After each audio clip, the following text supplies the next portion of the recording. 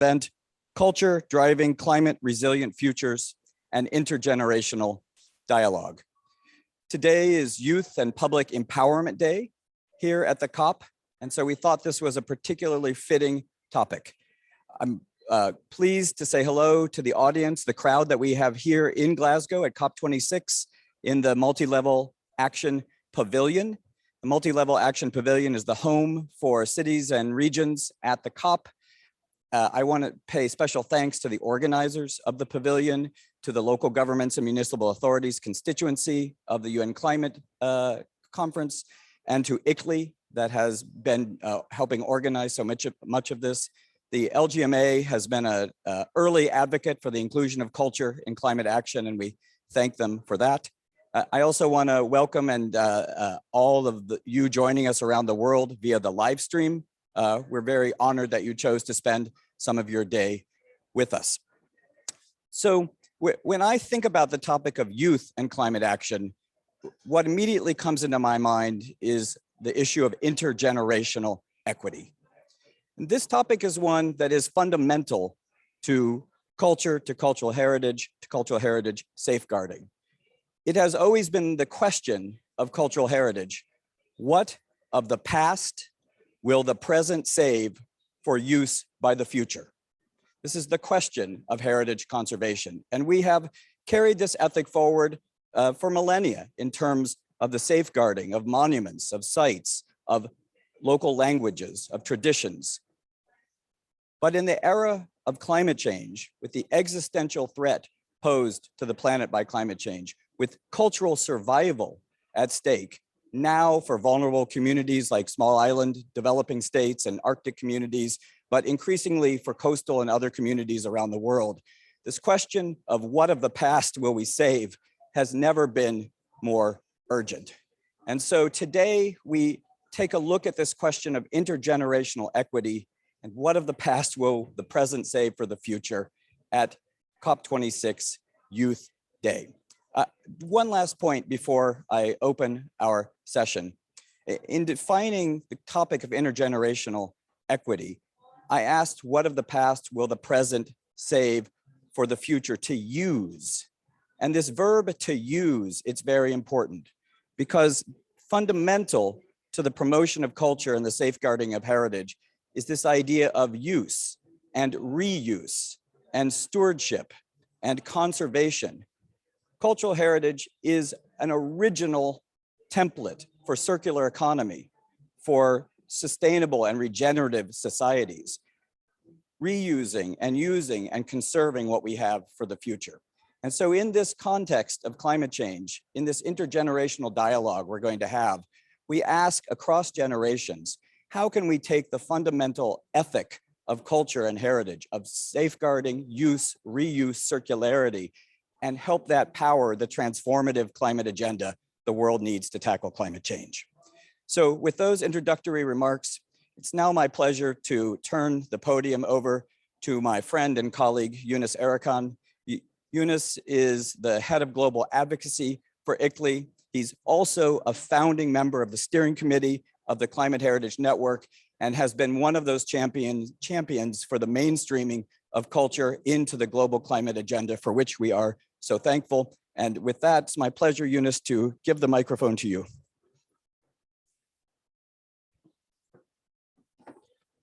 Thank you, Andrew. Thank you both for joining us in this home of subnationals at the COP26 venue and being an active partner of this 2 weeks agenda as Climate Heritage Network, but also this kind introduction and also all your championship in terms of bringing culture to the agenda of climate and expanding this community. I am delighted to introduce our dear Mayor Sawyer. I would like to start with the official, let's say, introduction. He has been based on his public administration and entrepreneurship. He has been leading the city of Seferihisar for 2 terms in 10 years. And since 2019, he's the mayor of Izmir Metropolitan Municipality, the 3rd largest city of Turkey. But he's also in the global arena actively involved. He's the co-chair of climate action at ICLE, the Local Government Sustainability Global Executive Committee, but he's also involved in a number of global networks of local governments in Europe and globally. But I'd like to leave this part and come to a bit more relevant to today's topic, knowing him for all these years. When we were designing today's agenda, or two weeks agenda of the COP, we were discussing what would be the best moment for Mayor Sawyer to come to COP26. And we have discussed culture is youth will be a topic here. And in the agenda of Pavilion, culture is added to the agenda. So it is something that the local governments are connecting youth and culture. And that connects to what Andrew has said. It's not just what we will use, what we will not use as well. What we'll be introducing as a new culture. And you will hear a lot from Mayor Sawyer in a couple of minutes, but I'd like to recall that if there's someone that is really bridging the youth, the culture, the past, I think you can find no one better than Mayor Sawyer. We were in 2012 and 13, when we were first connecting with him in Seferihisar, he was coming from the youth protest in Istanbul, Gezi. You can even smell the tear gas, but he was an activist, but he has built a complete new vision for his city in the city of Seferihisar. And now he's trying to bring this potential and the moment and momentum to both a metropolitan city, but also globally. I also would like to recall another nice memory. When I first visited him after his election, it was 19th of May, which is the Youth Day in Turkey. And actually this once again connects how his attachment to the source of the transformative power of youth. He is one of those who really brings the past, the future, and as well as making action today. So I'm much more than delighted, but I'm truly honored, and as a citizen of his city, one of his hemşeri, I am so honored, and on behalf of ICLE, I'd like to welcome Mayor Sawyer for his remarks, and then we will continue with the rest of the session with Andrew's moderation. Thank you, Mayor Sawyer.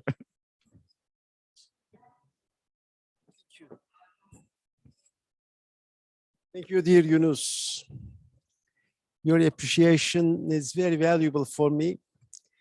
Thank you, all participants.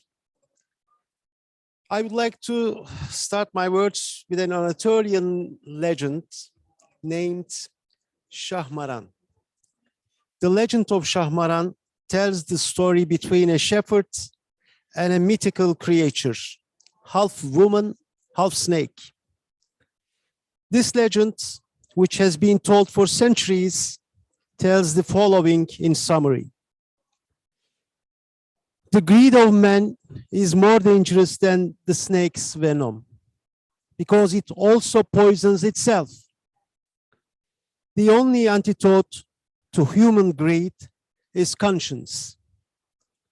Conscience is essentially living in another person, or it is the ability to see one's own limits through someone else's eyes. People with conscience perceive life as a collective action, not a singular one. They determine their direction jointly with other people and nature. They decide where to stop and define their speed only after they have grasped everything that is happening around them. Conscience is a stance, but also an action.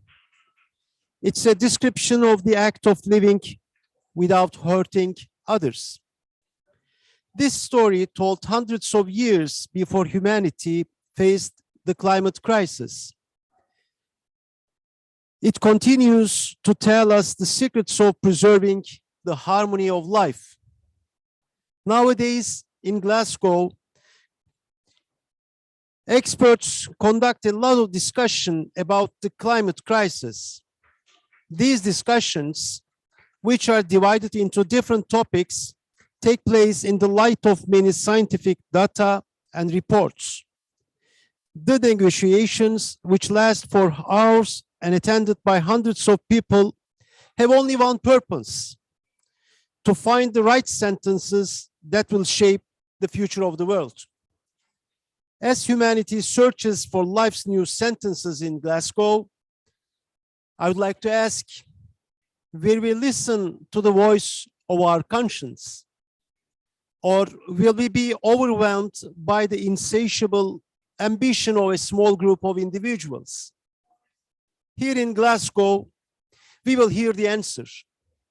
Meanwhile, I seem to hear the answers of thousands of people raising the voice of their conscience indoors and outdoors, in meeting rooms and squares. I know that the same voice is shouted by billions of people in cities and in the furthest reaches of the planet, and by the magnificent biodiversity in forests, rivers, mountains, and seas. I see that young people want to hear from us the words of our conscience, not our ambitions. At the UCLG World Culture Summit held in Izmir in September 2021, we developed a new paradigm in order to contribute to the solution of the economic and ecological crisis that humanity is in. The paradigm is circular culture. Likewise, circular economy. I believe that the concept of circular culture, which we put forward in Izmir, will have an important place in the fight against the climate crisis. Circular culture rises on 4 pillars: harmony with our nature, harmony with the past, harmony with each other, and last but not least, harmony with change. Humanity has lived for a very long time thinking that its own mind is superior to the intelligence of the universe. The revolution, which is called enlightenment, made us a successful species on one side, and on the other hand, caused humanity to withdraw into itself.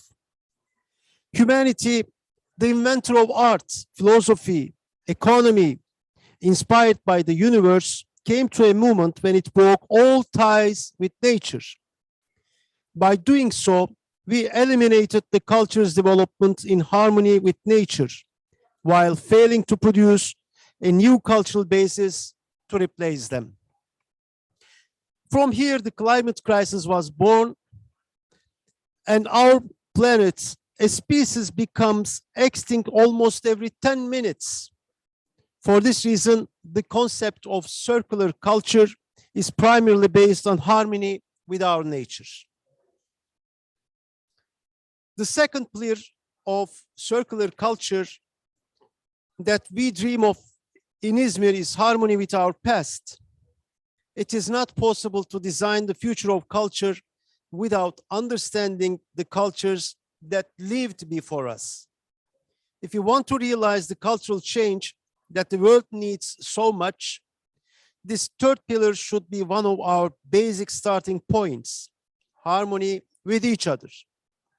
In other words, democracy in every moment of life, respecting universal values of human rights. Here, inclusivity is the key principle to secure equal citizenship, strengthened by our appreciation of nature rights. Heraclitus, the ancient philosopher who lived in Izmir, had a valuable saying: the only constant in life is change. That saying describes that change is also in the DNA of the culture. Being so, it excludes all possibilities that may turn culture into a dogma, an ideology, or domination of power. Therefore, I take harmony with change as the fourth pillar of circular culture. I put this way: we must ensure that cultural evolution is nourished by both the creativity of new generations and the inspiration from nature. We described a new urban culture in Izmir that includes all those four pillars. This program, dedicated to recultivate circular culture, named Chitta Slow Metropole, and led by Izmir, sees cities as an ecosystem that fosters calmness and harmony instead of populism and autocracy. It unites art, science, and our dreams, reconnecting them in a single word, that is life. Chittaslow Metropole is a progressive model for urban living that unites local and universal values. ICLEI, Local Governments for Sustainability, emphasizes the importance of cultural transformation in the fight against the climate crisis in its declaration on October 31. ICLEI states that a new era of climate action views cities and regions holistically to address not only reducing emissions, but also social justice, gender, food, nature, and health. The concept of circular culture and the Chittaslow Metropole approach, which we started to implement in Izmir, entirely correspond to the view of ICLEI. As I mentioned in my speech at UCLG Culture Summit in Izmir in September 2021, there is no science without culture. If so, it creates an atomic bomb, a thermal power plant. There is no economy without culture. If so, there is hunger, there is inequality, there is the climate crisis. There is no politics without culture. If so, there are wars, there is destruction. There is no urbanism without culture. If so, there are floods, there are disasters. Obviously, we cannot build a sustainable future for our planet without developing a culture in better harmony with nature. In this respect, the UCLG Izmir Declaration is a milestone explaining circular culture as a powerful paradigm that can shape the future of humanity. I hope that COP26 will produce decisions that will cover the concept of circular culture and its principles, which is much needed in the fight against the climate crisis. Dear participants, democracy, one of the best and the most important innovations of humanity, was introduced in the Aegean, where Izmir, my city, is located. Democracy stands for a set of values based on the rule of law and fundamental human rights. But the world has come to such a point that democracy's view of life has to gain a new perspective. This is only possible by developing a horizon that includes nature. Humanity is not a group that has superiority over the other species. It has no dominance over others. Humans coexist with all living species in nature. For this reason, we have to rethink the fundamentals of human rights together with the rights of the nature, the rights of trees, the rights of mountains, lakes, plains, forests, rivers. They collectively generate our common right to live. In fact, the essence of nature rights in the spirit of democracy. But now we need to say this louder. Human rights alone are not enough. The fight against the climate crisis is not an issue that can be handled with the populism of saying, let's address this specific issue and also fight with that. We have to describe the rights of nature in a way that touches all struggles for rights, including the climate struggle. Dear participants,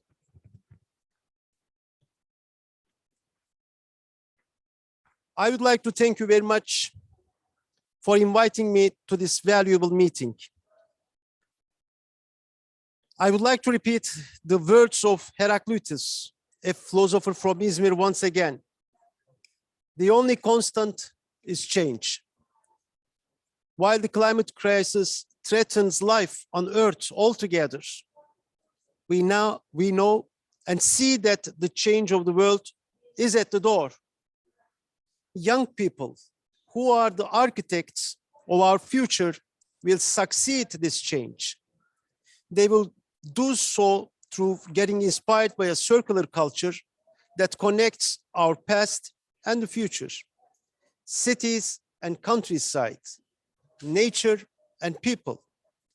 The youth of our world will build a much better world than they took over from us. I believe with all my heart. I greet you all with love and respect. Thank you.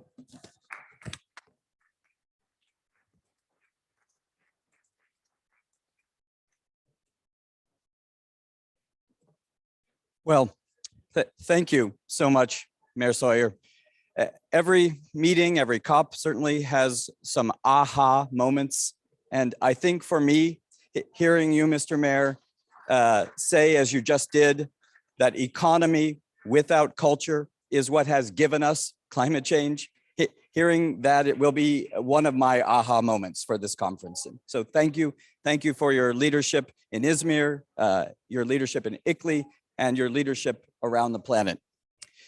So in the mayor's expression of circular culture, we hear the need for a holistic approach, an approach that doesn't look specifically at individual actions, but views everything as an interconnected system. There is no pathway to 1.5 degrees that does not also tackle inequality and poverty. There is not sustainable development in a 2-degree world. And so how do we unite these agendas, as the mayor suggested, and integrate them? And what is the role of culture in that? That's the next topic that we want to take on in our session today, building on Mayor Sawyer's remarks. And to take us into that topic, it's my pleasure to introduce to you my friend and colleague, Jordy Pasquale. Jordy is the director of the Culture Committee of United Cities and Local Governments, UCLG. He's also a founding member of the steering committee of the Climate Heritage Network. And I believe Jordy is going to make some news here today as he previews a new report that UCLG and the Climate Heritage Network will be launching later today at COP on this very topic. And so with that, dear Jordy, the floor is yours. Thank you. Thank you very much, dear Andrew. I am sorry I'm not in Glasgow with you. Congratulations to ICLEI, especially to Eunice Erican for convening this very important session, and to Andrew Potts. Dear Andrew, thank you very much for your leadership in the Climate Heritage Network and beyond. I will, yes, with much pleasure, introduce you in a premiere the report, The Role of Culture in Climate Resilient Development. This is an initiative launched by United Cities and Local Governments Committee on Culture in cooperation with the Working Group 5 of the Climate Heritage Network. I will explain in the next 10 minutes the context of the report, the methodology that we have used, and the content of the report, the findings, the conclusions of the report. Our report, as a context, aims to support a better understanding of the cultural policies, programs, activities, and practices as an enabling factor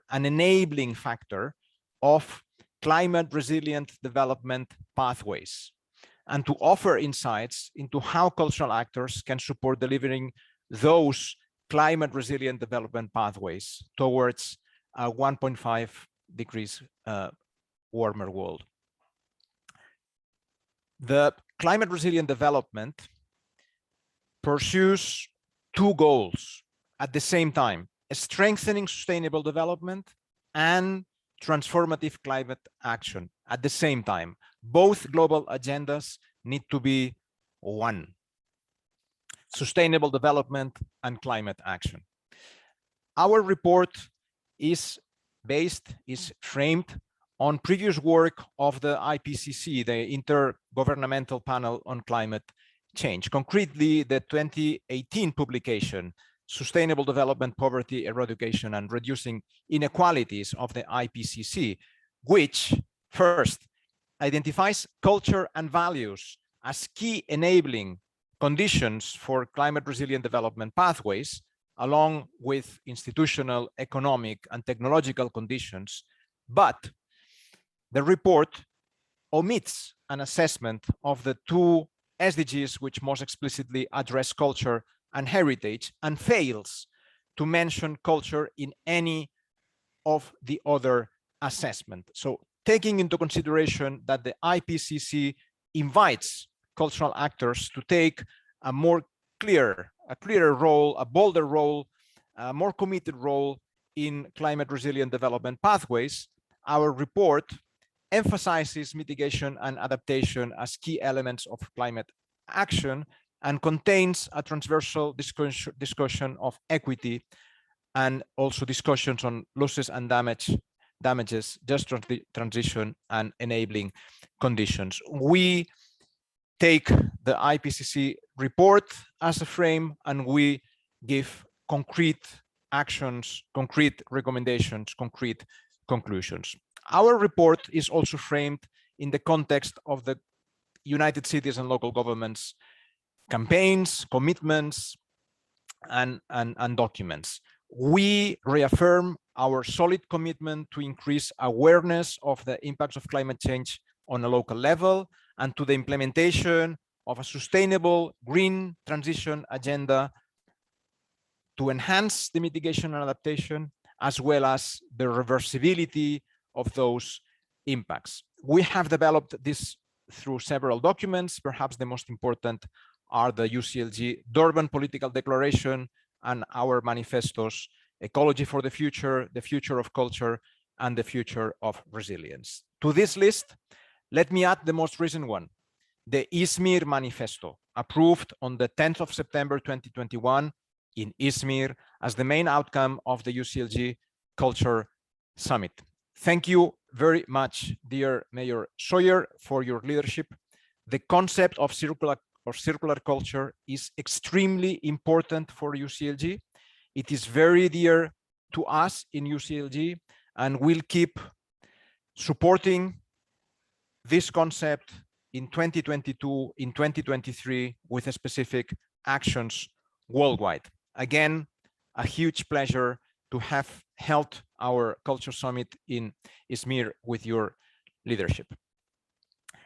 The report we are premiering today is also coherent with the toolkit of the UCLG Culture Committee we approved in 2015, Culture 21 Actions. This toolkit has 9 concrete commitments and 100 concrete actions around several areas, including culture and the environment. We strongly advise the use of Culture 21 Actions as the most complete human rights-based toolkit on culture in local development. This is implemented by several cities all around the world, from Mexico City to Izmir, from Jinju to Bulawayo, from Concepcion to Malmö. Second, let me explain briefly the methodology we have used in the production of this report. Between April and June 2021, the UCLG Culture Committee and the Climate Heritage Network Working Group 5 invited the contributions of cities and local governments, cities and regional governments, as well as partners, to provide one or more case studies that illustrate these culture-based strategies that pursue the dual goals of transformative climate action and strengthening sustainable development. Case studies represent a wide variety of strategies, including real estate, infrastructure, management, planning, legislation, policy, financing, city-to-city cooperation, public participation, awareness raising, education, or training. The results, let me show the screen. The results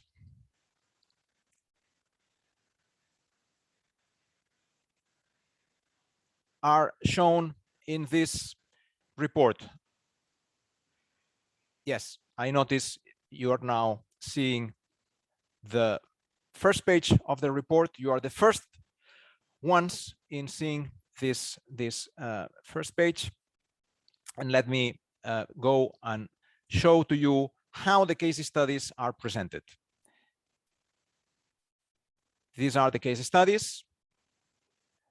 And each case study, as you can see, has the title, the initiator, the location, the main SDG that is addressed together with other secondary SDGs, how climate action is addressed, and a brief description together with a picture. We have classified, and you will love it, this annex with 4 tables classifying all the case studies we have received and indicating which is the most important goal in the SDGs that is addressed and what are the main areas of climate action that are addressed.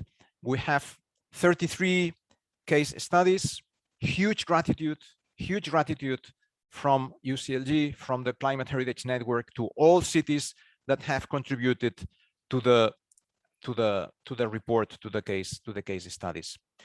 It includes the report examples from Izmir, from the city center of Izmir, from the city center of Quito, from Benin, the Otamari, the Architect Ecologies project, from Uganda, from United Kingdom. We cover with the 33 examples all the world. And let me go to the conclusions of the report. Let me take the final 5-6 minutes to explain these 6 policy areas for consideration by cities and local governments in their local policies, as well by stakeholders active in this field. 1, imagine new futures. Yes, sadly, Mayor Sawyer explained it very well. Traditions, cultures, beliefs of contemporary industrial societies are deeply entangled with fossil fuels in what have been called petrocultures and carbon-scapes. In fact, indigenous peoples and local communities hold worldviews and indigenous interpretations of development that transcend modern make, take, waste approaches.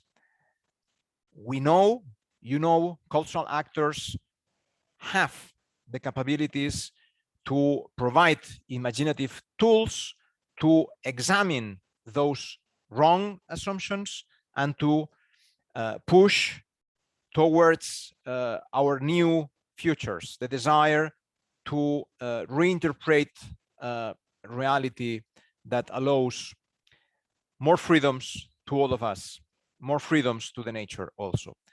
Heritage, culture, and creative voices must train us all, citizens of the world, sons and daughters of Mother Earth, on helping imagine and realize new climate resilient futures. Second, understand climate vulnerability. All communities need capabilities to engage with climate change profiles and vulnerability scenarios. Downscaled climate models for a given location allow for the identification of possible climate conditions as a function of different global emission scenarios and indicate climate vulnerabilities and future variability and risk. Those models can be run by many organizations, and participating as cultural actors in vulnerability assessment, local vulnerability assessment, is an enormously useful experience for all actors, also for cultural actors. We need to map development trajectories resilient to those possible climate outcomes and to prepare for the uncertainties inherent in climate change. 3, engage with carbon. In order to aid communities in achieving a net zero future in line with the Paris Agreement, those designing climate resilient development pathways, including cultural actors, of course, need to be able to measure the emissions associated or avoided by relevant activities and identify the most effective ways to mitigate them. Fourth, engage with diverse partners. Interdisciplinary and multidisciplinary work has been long encouraged among cultural actors. Now it's time to include climate change on a premium of those aims. Involving cultural activists, cultural actors in climate change planning will help both the mandates of arts, culture, and heritage bodies, as well as the scientific community and the institutional structures at a local level. 5, seek out synergies and prepare for trade-offs. According to the IPCC, real-world experiences at the project level show that reconciling trade-offs across sectors and spatial scales is one of the key challenges of the actual integration of adaptation, mitigation, and sustainable development. Real and perceived tensions exist between climate mitigation and adaptation on the one hand, and the promotion of culture and the conservation of heritage values on the other. We have to be aware of those tensions. We cannot fear trade-offs. We have to be prepared for that. Advocates on all sides must seek to maximize win-win outcomes for people and the planet, minimizing conflicts between goals, but not avoiding the existence of those difficulties. And 6, attention to equity and climate justice. Those principles are fundamental to understanding and to addressing the challenges of climate change.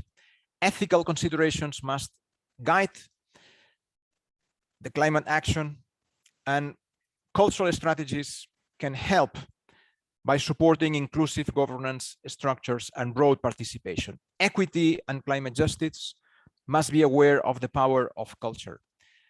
Climate justice activists, gender justice, racial justice activists need to connect with cultural operators. And we cultural operators, we also have to connect to those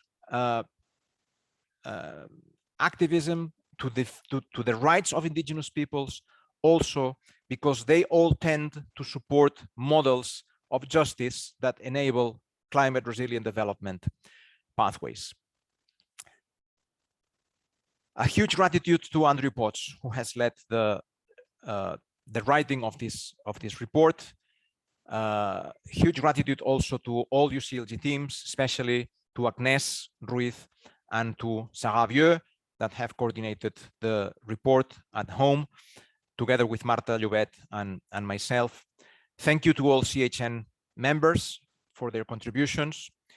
You can be sure that this report will be at the heart of UCLG Pact for the Future, to be approved in October next year in Daejeon. Thank you very much. All the best in Glasgow. Keep the fight. Thank you again.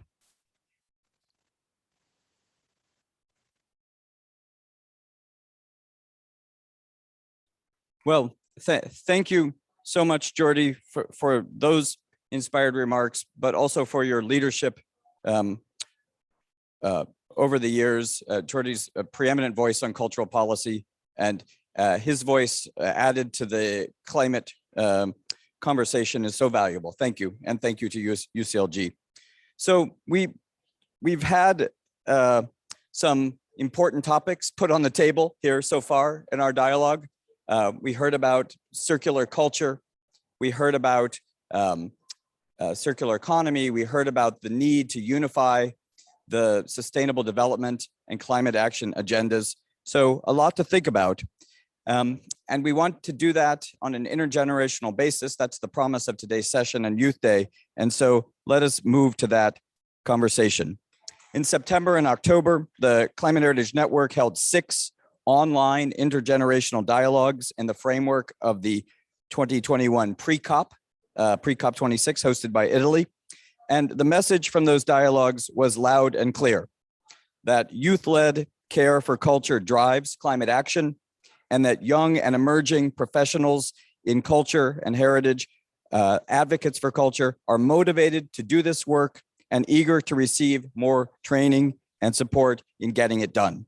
And so in that spirit, it's my great pleasure to be able to introduce you to our next panel, who will take up this climate heritage narratives conversation that we began during the pre-COP and bring it here to Glasgow to the COP. We will hear youth-led, the products of that youth-led intergenerational dialogue, showcasing the recommendations from the pre-COP dialogues. And we're going to break some news here today with the launch of the new Climate Heritage Youth Forum. So we're going to hear from our youth colleagues in two panels. I'm going to introduce the first panel and then ask them to introduce the second panel when the time comes. Coming up to the lectern now is Louise Kelly from Historic Environment Scotland and the Historic Scott Youth Forum. And then Louise is going to be joined with colleagues online, and I'll introduce them to you. We have Yolo Lucio from Mexico, representing the ICOMOS Emerging Professionals Working Group, Reem Kalazao from the African World Heritage Fund Youth Program, Reem from Algeria, and Pravali Vengetti from Europa Nostra. Reem, Yolo, Louise, and Pravali have been the conveners of this youth forum, and their work has been fantastic. And Louise, I'm so happy to have you here in the Blue Zone. It's a miracle. Thank you, Eunice, and to have colleagues with us today. Louise. Thank you, Andrew. Sorry, I've got too many things in my hand. Yeah, absolutely delighted to be here. And first, I just want to say welcome to everyone, especially those of you that are joining remotely. Just a welcome from me to Glasgow, since I'm local here.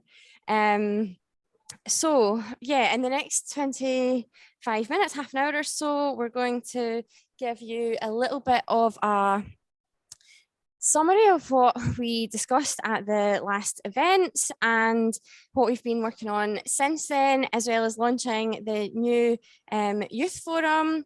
And we've got a lot to get through, so without further ado, I will move on and let people tell you what's been going on, and I'll be here keeping us moving, hopefully.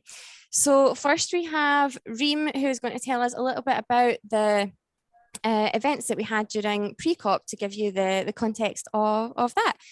Are you ready, Reem? Yes. Thank you, Louise. Thank you, everyone. I would like to give you a brief overview on the series of events we had in the framework of the pre-COP CHN Youth event under the theme of Climate Heritage Narratives, Youth Intergenerational Dialogues. It was aimed at showing ways of how could youth-led care for culture drive climate action. The series was composed of 3 sessions. The first was on sustainable tourism, and in which we discussed how to overcome tourism and sustainability issues through community-based solutions and community-led tourism, volunteering tourism, and virtual tourism also. This having in the background the whole picture of decarbonization and limitation of global warming. We have been impressed by the great opportunities created by youth at the intersection of traditional tourism and the use of advanced technologies in this context. The second session was on traditional knowledge and skills. And in this session, we discussed intergenerational transfer of skills and know-how among custodian communities, but also with conservation specialists in both senses. We went through different shared experiences to learn how to merge practices with complementary training like vocational and technical training, how to merge all this knowledge and to put it into formal learning curricula in order to improve the technical offer.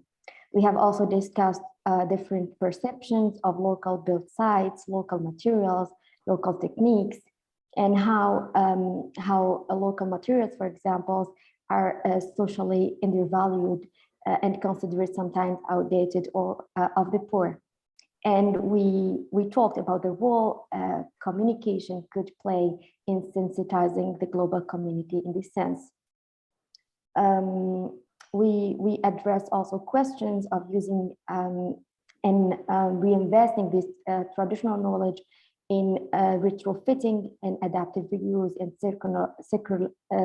circular economy, as we believe that the greenest building is one that's already built, as said by Carl Elefanti. We agreed that to safeguard size, we need to consolidate skills, but also to restore values and restitute them within their context. The last session was on transformative change. And in this session, we discussed how transformational change within organizations, but also sectors, could be led by the young generation. We discussed how and why young professionals' expertise should be enough trusted to be complementary to long experience of senior experts. Another point discussed was how this transition is multidimensional, multi-actor, and multidisciplinary, and how the topic is transversal, that it should therefore be integrated in different agendas and worked on by different actors in different disciplines and fields. We've seen in this sense experiences from local communities and NGOs also leading this change along with institutions. At the end, we have come to a conclusion that whether we call this transition climate justice or just transition, we are different players with different perspectives, but we look all in one direction, and we all have one goal that we want to achieve in this climate heritage journey. And this is why I would like to also refer to the holistic approach Andrew mentioned and why it's so much needed. I would like to highlight two things before I pass it to my colleagues. The first one, that the events were completely intergenerational and youth-led. In this event, we brought together institutions, NGOs, professionals, and young enthusiasts from all backgrounds at different career stages across the world. And the second point is how open the discussions were, that the most uncomfortable issues like climate justice and related climate finance and accountability were openly discussed at all levels with different actors, saying from the political level to the implementation level. That's all. And for this, I would like to thank all participants and all actors who through the series have all shown a great example of how youth-led care for heritage is actually effectively driving climate action. Thank you. Now I will pass it to Yolo and Prabal. Thank you, Reem. So next, we're going to have Pravali, who is going to take us through a series of recommendations. And these are based on the discussions that were had at those events that Reem just told us about. And hopefully between the two of them, you'll have a bit of an idea of what we hope is going to be in the future for the Youth Forum. So Pravali, over to you. Thank you, Louise. Very, very pleased to be joining all of you today virtually. As we were saying, from these 6 discussions that we had, we've gathered some youth recommendations on climate heritage action, and it was very interesting for us to see that the same thoughts and ideas were being echoed from across regions, across generations. And it's our hope that these 10 commandments, if you will become the guiding principles for all the work that this network will do henceforth. So without further ado, I'm going to very quickly take you through the recommendations that arised out of our sessions. The first few focus, of course, heavily on the importance of bringing together local traditions and skills and materials. And the youth today is very, very aware of the fact that our heritage sites have coped with drastic climate changes in the past, and that the knowledge to survive these transitions is still residing within these communities. And so the idea is to have this knowledge shared across the broader society, both within and outside of the heritage sector. But in order to do so, we also understand that it is important to mobilize funding to encourage skill training that would incentivize the use of these traditional materials as opposed to that of new age industrial materials that are currently being employed. And to do so, it is also important to include the voices of communities by the heritage professionals and specialists in the decision-making process. To move on and safeguard this traditional knowledge and skills that are at the risk of being lost each day, the youth highlights the need for outreach and engagement programs within the heritage communities. There was a lot of talk about storytelling to be employed as a very powerful tool for transmitting the narratives from one generation to the other. And our idea is that while the older generations transmit these narratives, the younger generations can bring in the needed digital transformation so that we are able to holistically bring together technology and tradition in safeguarding heritage. Now, moving on to the theme of tourism, the recommendations that arised focused upon having a holistic heritage destination where the sites are connected to their wider surroundings, to the wider communities that they belong to, and the promotion of sustainable travel and tourism at these places, adapting to the challenges of public transport that we're currently facing due to the pandemic.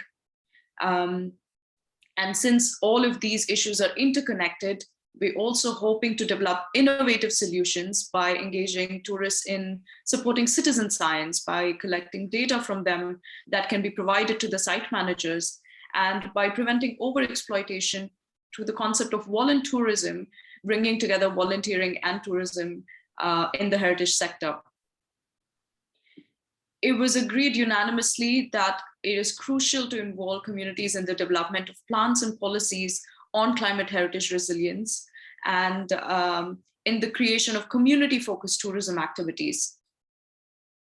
Moving on to the larger discussion about capacity building, the youth recommendations highlight the need for a wider cooperation and knowledge sharing on heritage and climate action across sectors and geographies, focusing on upskilling current practitioners, on upskilling young people, but also on educating the future generations.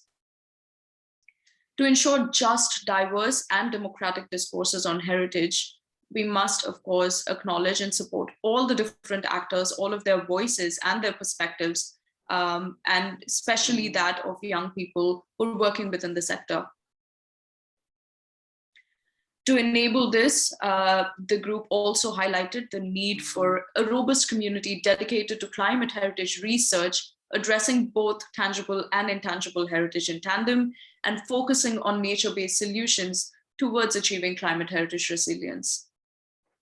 And lastly, and perhaps the most difficult of all, is that we must acknowledge that not all heritage sites can be saved, and find the best ways to manage the loss, implement mitigative measures wherever feasible, and ensure proper documentation wherever possible. It's our hope that these 10 commandments would drive our work and that of the community. And with that, I think, Louise, I'll pass the floor back to you so we can go on to the launch of our next outcome. Thank you. Thank you, Pravali. So now instead of just talking about what we did and talking about the outcomes and talking about what we're going to do, we thought we would show you.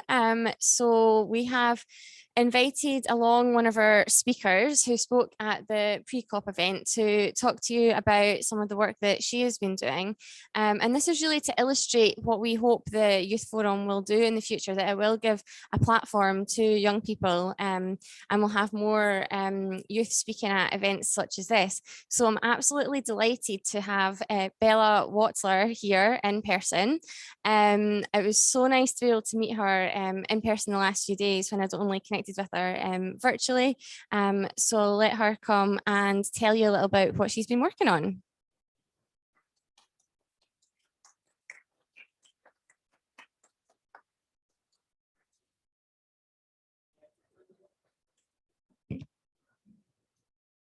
Thank you.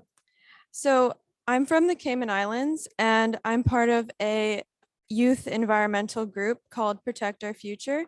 And we have a education section.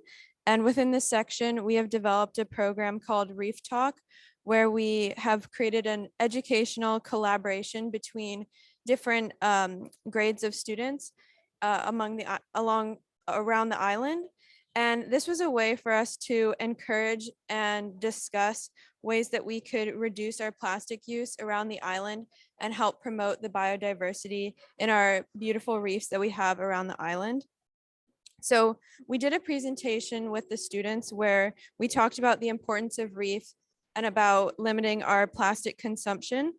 And then we did some interactive activities with the students, and we helped create and plan a beach cleanup where we were actually immersed in nature and getting the students involved in cleaning up our ecosystem.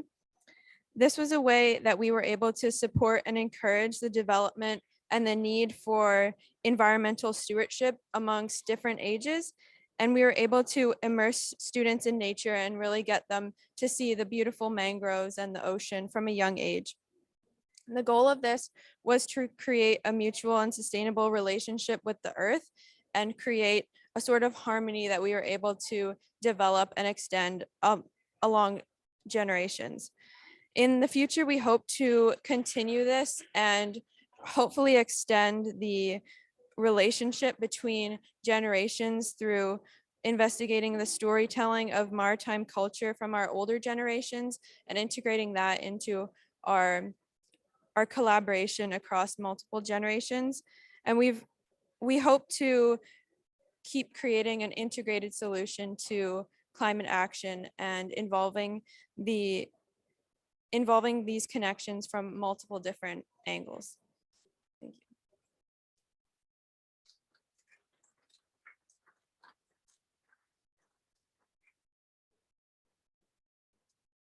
Thank you, Bella. So that is just a really short summary of what she's been working on, and hopefully that's the type of work that we'll be able to platform more in the future. So next we're going to have Yolo is going to tell us what some of the other outcomes of the earlier events and the new forum are going to be, hopefully.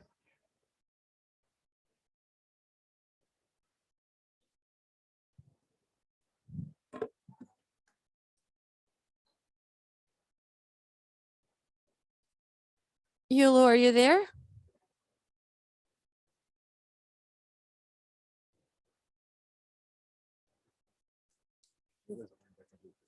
You've lost her? Okay.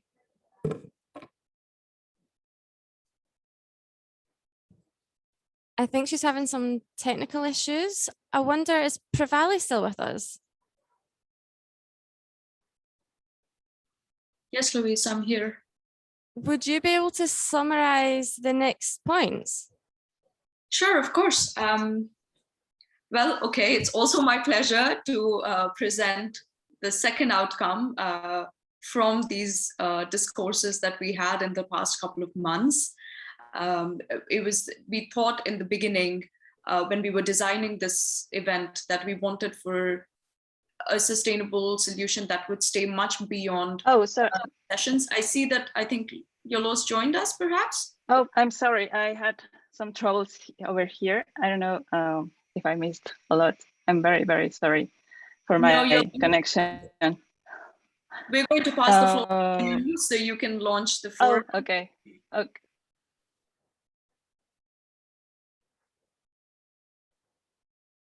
From Tlaxcala, Mexico. This is my pleasure to be here with you today. And since it is very early here, I will allow myself to read, just not to say anything weird. So, okay, here it goes. Dear attendees in Glasgow and everywhere around the globe, it is my pleasure today with this image artist Melanie Jones did especially for today's event to announce the official launch of the Climate Heritage Network Youth Forum. As a product of the Climate Heritage Narratives event, the Climate Heritage Network has decided to create a permanent forum where young people interested in climate change and heritage can come together. Some of the activities we are planning to have for young people joining the forum will be opportunities. Please, next slide. Thank you. Opportunities for peer learning within the community, promoting the intergenerational dialogue and collaboration among the young people. Dedicated trainings on advocacy, fundraising, and other identified areas of expertise to build capacity and foster the role of the young ones as agents of change. Opportunities for research and interventions at climate heritage conferences to produce and spread the knowledge produced by young and emerging professionals.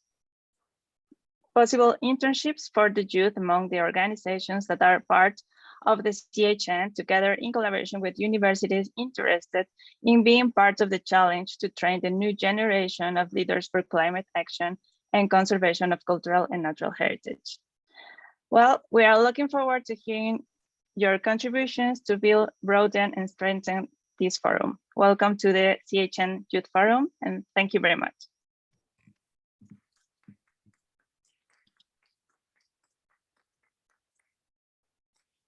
Thank you. And now it's over to me to let you know how you can get involved. And first, I would like to say that please share this with colleagues so that we can get more people involved. If you work with students, we want them to be able to get involved as well. So if you want to share anything that you've heard, and particularly what I'm about to say and how they can contact us, then please do.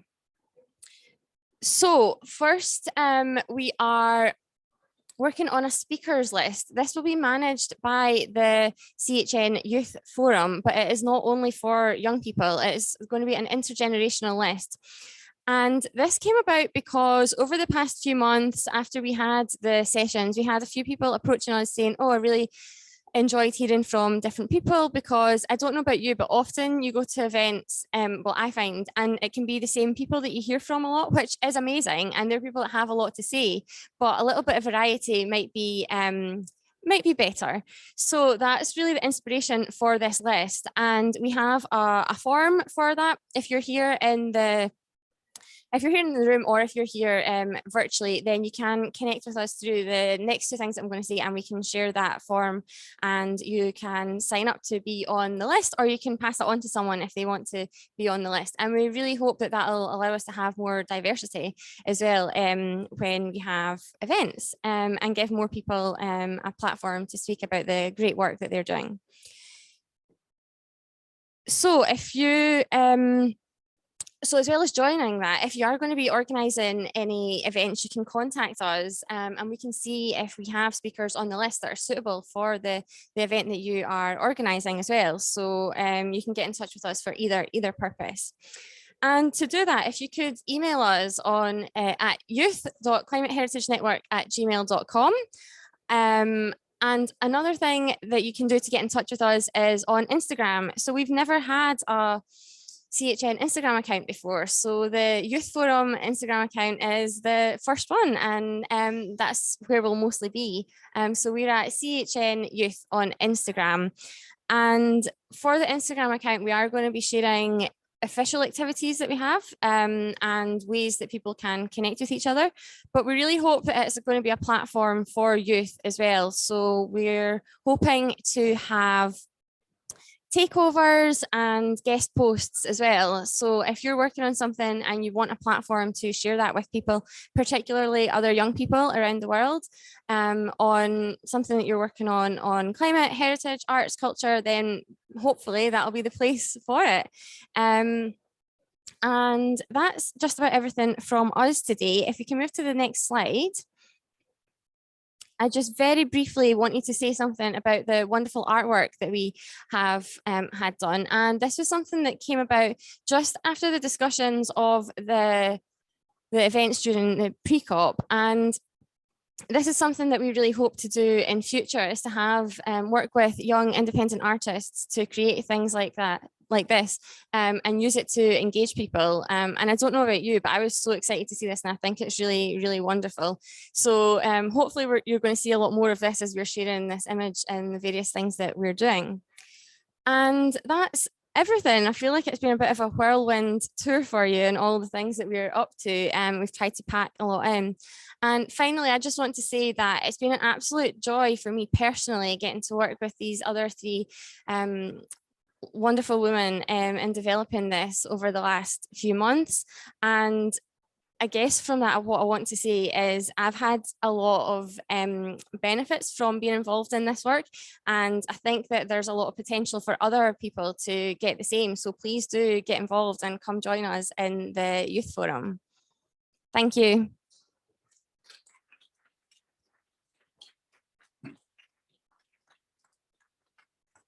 Well, thank you so much, Louise, for being with us here in person, and to Bella also from the National Trust for the Cayman Islands, and to colleagues that were with us remotely. I told you we would break some news today, and we have with the launch of the Climate Heritage Network Youth Forum. From the intergenerational dialogues that we had in the fall in the pre-COP, what came through so strongly was the potential that youth-led care for culture has in terms of driving transformative climate action, but also the need for the broader culture community to support youth in those endeavors, to make space for their voices, to value their voices, and to resource and support and train them. And it is my hope and belief that the Climate Heritage Network Youth Forum will be a place for all of those conversations, an intergenerational place for those conversations, and that the rewards will be immense. So thank you again for your tireless work, to our co-conveners, to all the 30-some Climate Heritage Network member organizations that participated in the task force. Thank you. So that brings to an end our program here today. Enormous thanks to the Multi-Level Action Pavilion for hosting us today. The transformations that are needed in our world and even in our culture sector are enormous. The only way forward is on an intergenerational basis. We've tried to lay the foundation for that conversation here today. I've found it enormously beneficial. I hope you have too. Thank you to everyone here in Glasgow for joining us, and to all of you around the world on the live stream to you as well. And check us out on Instagram, words I've never been able to say before. Thank you, and have a good day.